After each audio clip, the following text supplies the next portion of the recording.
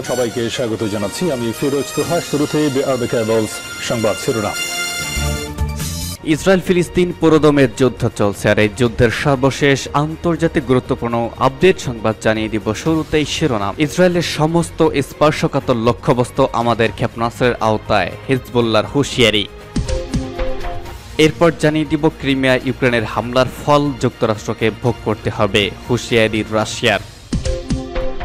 যে কারণে ভয়াবহ ধ্বংসযজ্ঞ চালিয়েও হামাসকে পরাজিত করা সম্ভব হচ্ছে না।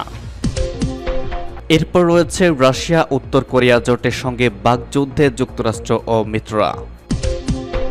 এবং সর্বশেষ জানিয়ে দিব নেতানিয়াহুকে সতর্কবার্তা ইসরায়েলি দুর্নীতি দমন সংস্থার।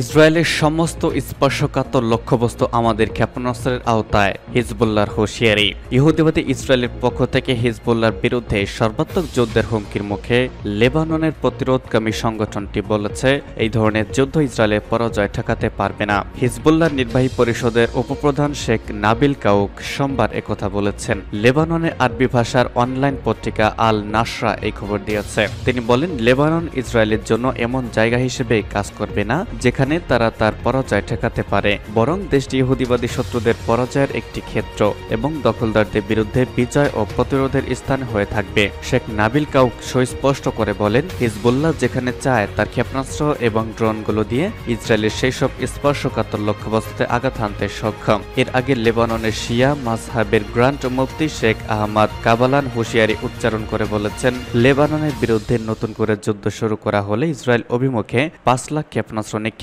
করবে হিজবুল্লাহ। ক্রিমিয়া ইউক্রেনের হামলার ফল যুক্তরাষ্ট্রকে ভোগ করতে হবে, হুঁশিয়ারি রাশিয়ার। ক্রিমিয়া উপদ্বীপের সবচেয়ে বড় শহর সেভাস্তোপল ইউক্রেনের ক্ষেপণাস্ত্র হামলার ঘটনায় যুক্তরাষ্ট্রকে দায়ী করেছে রাশিয়া। রবিবারের ওই হামলার পর গতকাল সোমবার ক্রেমলিন হুমকি দিয়ে বলেছে, যুক্তরাষ্ট্রকে এর পরিণাম ভোগ করতে হবে। সেই সঙ্গে মস্কোতে নিযুক্ত মার্কিন রাষ্ট্রদূতকে তলব করে এই ঘটনার তীব্র নিন্দা ও প্রতিবাদ জানিয়েছে পুতিন প্রশাসন। রবিবারের একাটমস নামের ক্ষেপণাস্ত্র দিয়ে ক্রিমিয়ায় হামলা চালায় ইউক্রেন, তাতে 2 শিশুসহ 4 জন নিহত হন। এছাড়া ক্ষেপণাস্ত্রের ধ্বংসাবশেষ কাছাকাছি একটি সৈকতে পড়লে তার আঘাতে আরও অন্তত 150 জন আহত হন। এই হামলাকে বড় বড় আখ্যা দিয়ে ক্রেমলিনের মুখপাত্র দিমিত্রি পেসকভ গতকাল সাংবাদিকদের বলেন, যুক্তরাষ্ট্র রাশিয়ার শিশুদের হত্যা করছে, তাদের প্রত্যক্ষ অংশগ্রহণের ফলে রাশিয়ার বেসামরিক নাগরিকদের প্রাণ দিতে হচ্ছে। ওয়াশিংটনকে অবশ্যই এই পরিণতি ভোগ করতে হবে, আর সময়ই বলে দিবে যে কিভাবে এর জবাব দেয়া হবে। এক বিবৃতিতে রাশিয়ার পররাষ্ট্র মন্ত্রণালয় জানিয়েছে, ক্রিমিয়ায় প্রাণঘাতী হামলার জেরে গতকাল মস্কোয় নিযুক্ত মার্কিন রাষ্ট্রদূত লেনে ট্রেসিকে তলব করা হয়। ক্রিমিয়ায় এই হামলার জন্য ইউক্রেনের পাশাপাশি যুক্তরাষ্ট্র সমানভাবে দায়ী। ন্যাক্কারজনক এই হামলার জবাব অবশ্যই দেওয়া হবে। রাশিয়া জানিয়েছে, রবিবার সেভাস্তোপল বন্দরে যে ক্ষেপণাস্ত্র দিয়ে হামলা চালিয়েছে ইউক্রেন, তা যুক্তরাষ্ট্র কিয়েভকে দিয়েছে। এই ক্ষেপণাস্ত্র গুচ্ছক বোমাও ছিল। 2014 সালে ইউক্রেনের ক্রিমিয়া উপদ্বীপ দখল করে নেয় রাশিয়া। তবে ইউক্রেনের প্রেসিডেন্ট ভলোদিমির জেলেনস্কির কার্যালয়ের প্রধান আন্দ্রেই ইয়ারমাক বলেছেন, ক্রিমিয়া কখনোই রাশিয়া ছিল না। ক্রিমিয়া মানে ইউক্রেন। রাশিয়াকে অবশ্যই উপদ্বীপটি ছেড়ে যেতে হবে এবং সেখান থেকে সবকিছু নিয়ে তাদের সেনাবাহিনীকে চলে যেতে হবে। যে কারণে ভয়াবহ ধ্বংসযজ্ঞ চালিয়েও হামাসকে পরাজিত করা সম্ভব হচ্ছে না। আকাশ ও স্থলপথে গাজা উপত্যকার ওপর ইহুদিবাদী ইসরায়েলের 9 মাসের আগ্রাসন ফিলিস্তিনের ইসলামী প্রতিরোধ আন্দোলন হামাসকে তো পরাজয় করতে পারেইনি, উল্টো তেল আবিবকে অস্তিত্বের সংকটে ফেলে দিয়েছে। গাজা যুদ্ধের শুরু থেকে পর্যন্ত ইসরায়েল এই উপত্যকার 80% মানুষকে বাস্তুচ্যুত, 37,000 বেশি মানুষকে শহীদ এবং গাজার ওপর 70,000 টনের বেশি বোমা নিক্ষেপ করেছে। পার্স টুডে রিপোর্ট অনুসারে আগ্রাসনে গাজার অর্ধেকের বেশি স্থাপনা সম্পূর্ণ ধ্বংস হয়ে গেছে। গাজাবাসী খাদ্য, পানি ও জ্বালানির চরম সংকটে পড়েছে এবং উপত্যকার 23 লাখ অধিবাসী দুর্ভিক্ষের মুখে রয়েছে। কিন্তু এত সব সত্ত্বেও হামাস দুর্বল হয়নি। ফরেন অ্যাফেয়ার্স ম্যাগাজিন এক প্রতিবেদনে বলেছে, গাজার ওপর ইসরায়েলের নির্বিচার বোমাবর্ষণ সত্ত্বেও হামাসের শক্তি ক্রমে বৃদ্ধি পাচ্ছে। ফরেন অ্যাফেয়ার্সের প্রতিবেদনে হামাসের বিরুদ্ধে ইহুদিবাদী ইসরায়েলের চলমান যুদ্ধ সম্পর্কে একটি বিশ্লেষণ তুলে ধরা হয়েছে। এতে বলা হয়েছে, বহু ফিলিস্তিনি শাহাদত সত্ত্বেও গাজার বিস্তীর্ণ অঞ্চলের ওপর, বিশেষ করে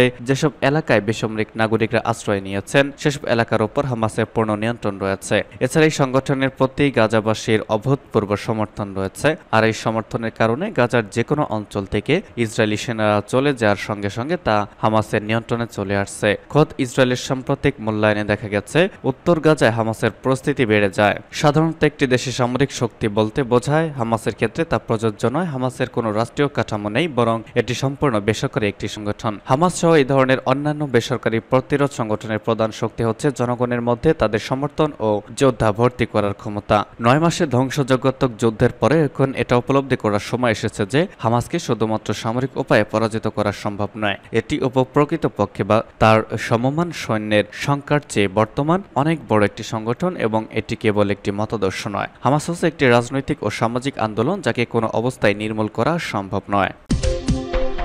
রাশিয়া উত্তর কোরিয়া জোটের সঙ্গে বাকযুদ্ধে যুক্তরাষ্ট্র ও মিত্ররা। যুক্তরাষ্ট্র এবং এশিয়া প্রশান্ত মহাসাগরীয় অঞ্চলে মিত্র দেশগুলো রাশিয়া ও উত্তর কোরিয়ার মধ্যকার নতুন সামরিক ঐক্যের নিন্দা জানিয়েছে। খবর আল জাজিরার। যুক্তরাষ্ট্র, দক্ষিণ কোরিয়া ও জাপান গতকাল একটি বিবৃতিতে রাশিয়া ও উত্তর কোরিয়ার সামরিক চুক্তি নিয়ে গভীর উদ্বেগ প্রকাশ করেছে। গত সপ্তাহে রাশিয়ার প্রেসিডেন্ট ভ্লাদিমির পুতিন উত্তর কোরিয়া সফর করেছেন। তার সফরকালেই দুই দেশের মধ্যকার সামরিক চুক্তিটি সই হয়। ইউক্রেনকে অস্ত্র দেওয়ায় যুক্তরাষ্ট্রের নিন্দা জানান পিয়ংইয়ংয়ের এক কর্মকর্তা। রাশিয়া ও উত্তর কোরিয়ার চুক্তি অনুযায়ী কোনো দেশে হামলার শিকার হলে একে অপরকে সহায়তা করবে, যদিও রাশিয়া প্রতিবেশী দেশের সঙ্গে যুদ্ধে লিপ্ত। যুক্তরাষ্ট্র, দক্ষিণ কোরিয়া ও জাপান বিবৃতিতে বলেছে, কোরীয় উপদ্বীপে শান্তি ও স্থিতিশীলতা বজায় রাখা, বৈশ্বিক অপসারণ ব্যবস্থা বজায় রাখা এবং ইউক্রেনের জনগণকে সমর্থন জানানোর বিষয়ে সতর্ক থাকা প্রয়োজন। বিবৃতিতে আরও বলা হয়েছে, উত্তর কোরিয়াকে হুমকি মোকাবেলায় কূটনৈতিক তৎপরতা ও নিরাপত্তা সহযোগিতা বাড়াতে জোট অঙ্গীকারবদ্ধ। দক্ষিণ কোরিয়া ও জাপানের মধ্যে ওয়াশিংটনের সামরিক সহায়তার প্রতিশ্রুতিও বেশ শক্ত। দক্ষিণ কোরিয়া ও জাপানের সঙ্গে ত্রিপক্ষীয় মহড়ার অংশ হিসেবে পারমাণবিক শক্তি পরিচালিত যুক্তরাষ্ট্রের বিমানবাহী রণতরী থিওডর রুজভেল্ট বুসান বন্দরে নোঙর করার পরই নতুন করে বাকযুদ্ধ শুরু হলো। উত্তর কোরিয়া দীর্ঘদিন ধরে এই ধরনের মহড়াকে আক্রমণের অনুশীলন হিসেবে দেখে আসছে। উত্তর কোরিয়া উপ-প্রতিরক্ষামন্ত্রী দ্বিতীয় কিম ক্যাং গতকাল বলেছেন, কোরীয় উপদ্বীপে রণতরী আসার বিষয়টিকে অতি ভয়াবহ প্রদর্শনী বলে আখ্যা দিয়েছেন। কেসিএনএ এক প্রতিবেদনে জানায়, উপ-প্রতিরক্ষামন্ত্রী জোর দিয়ে বলেছেন, এটি উত্তর কোরিয়ার দুর্বার প্রতিরোধের নতুন প্রদর্শনের দুয়ার মুক্ত করে দিচ্ছে। পাক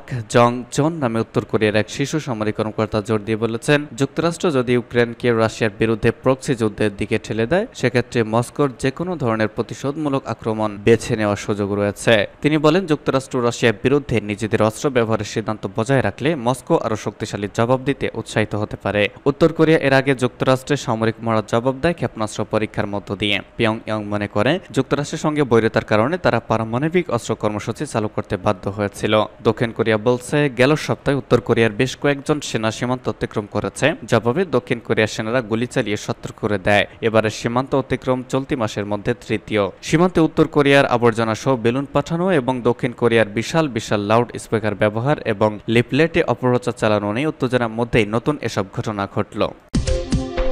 সর্বশেষ জানিয়ে দিব, নেতানিয়াহুকে সতর্কবার্তা ইসরায়েলি দুর্নীতি দমন সংস্থার। সামরিক সাবমেরিন ও ক্ষেপণাস্ত্র বহনে সক্ষম নৌযান ক্রয় সংক্রান্ত দুর্নীতিতে ফেঁসে যেতে পারেন ইসরায়েলের প্রধানমন্ত্রী বেঞ্জামিন নেতানিয়াহু। গতকাল দেশটির দুর্নীতি দমন সংস্থা নেতানিয়াহুর উদ্দেশ্যে এই সতর্কবার্তা ইস্যু করেছে। এসব সাবমেরিন এবং নৌযান কেনা হয়েছিল 2009 থেকে 2016 সালের মধ্যে। সে সময় ইসরায়েলের প্রধানমন্ত্রী ছিলেন নেতানিয়াহু। লিখিত এক বিবৃতিতে গতকাল ইসরায়েলের দুর্নীতি দমন সংস্থা জানিয়েছে, এর যাবৎকালের অনুসন্ধান তদন্ত এই সংক্রান্ত বিভিন্ন নথি পর্যালোচনা করে জানা গেছে যে সাবমেরিন ও নৌযানের ক্রয় নিয়ম অনুযায়ী ঘটেনি এবং ইসরায়েলের প্রধানমন্ত্রী নিজেই ক্রয়ের জন্য সবুজ সংকেত দিয়েছিলেন। এমনকি এই ক্রয়ের ক্ষেত্রে নিজের পদ ও ক্ষমতা ব্যবহার করেছেন তিনি।